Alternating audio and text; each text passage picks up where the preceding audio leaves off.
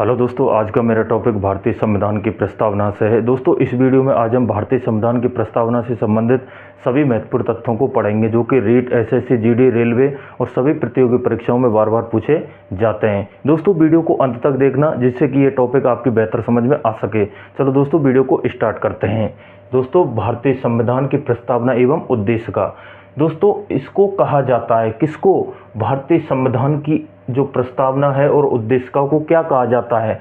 दोस्तों, इसे संविधान की आत्मा कहा जाता है। क्या कहा जाता है दोस्तों? संविधान की आत्मा कहा जाता है। दोस्तों, ये जो प्रस्तावना और जो उद्देश्य का है, ये जो प्रस्तावना शब्द है जो कहाँ से लिया गया है दोस्तों?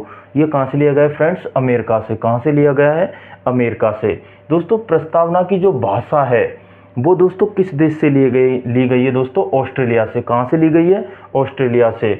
और दोस्तों, जो प्रस्तावना है ना उसमें संशोधन भी हुआ है दोस्तों। संशोधन हुआ है, कब हुआ है दोस्तों और कितनी बार हुआ है दोस्तों? एक बार हुआ है। और कब हुआ है दोस्तों? 42वां संविधान संशोधन 1976 के तहत। इसमें 3 शब्द जोड़े गए दोस्तों। कौन कौन से? एक तो समाजवादी, दूसरा पंथनिरपेक्ष और तीसरा दोस्तों अखंडता।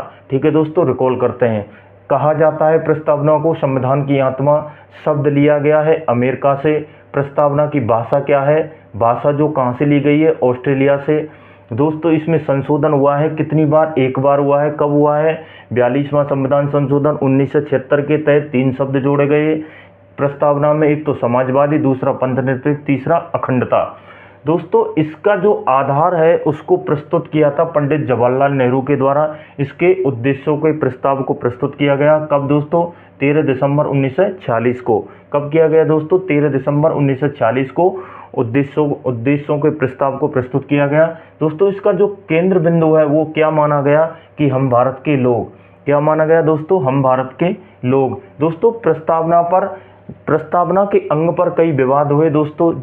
4 विवाद यहाँ पर मैंने पॉइंट आउट किया है दोस्तों, चारों विवादों को। पहला आता है दोस्तों गोपालन विवाद। दोस्तों, गोपालन विवाद 1950 में हुआ था और गोपालन विवाद ने कहा था कि जो प्रस्तावना है वो संविधान का भाग नहीं है। क्या कहा था दोस्तों गोपालन विवाद ने? कि जो प्रस्तावना है वो संविधान का भाग नहीं है। दूसरा आता है दोस्तों वेरुवाड़ी मामला, 1960 में आता है और इसने भी यही चीज़ कही थी जो ऊपर वाले ने कही थी कि प्रस्तावना संविधान का भाग नहीं है। दोस्तों, तीसरा आता है केशवानंद भारती मामला 1973। इसने कहा था कि जो प्रस्तावना है वो संविधान का ही एक भाग है। ठीक है दोस्तों। चौथा आता है LIC मामला। दोस्तों, जो LIC मामला 1995 में आया था उसने कहा था कि जो प्रस्तावना है वो संविधान का आंतरिक भाग है, ना कि बाह्य भाग। ये संविधान के एक आंतरिक हिस्से में आता है। दोस्तों, मैंने इन डेट को याद रखने के लिए ट्रिक बनाई है कि 1950 में कौन सा मामला है? गोपालन विवाद। तो उसमें 10 जोड़ देंगे तो 1960 में कितना कौन सा आया? वेरुवाड़ी मामला। तो दोस्तों 1960 में 13 जोड़ देंगे तो 1973 में केशवानंद भारती मामला।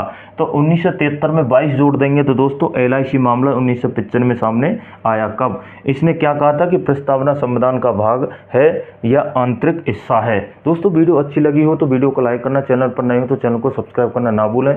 मिलते हैं दोस्तों ऐसी प्रतियोगी परीक्षा की नेक्स्ट वीडियो में। नमस्कार दोस्तों।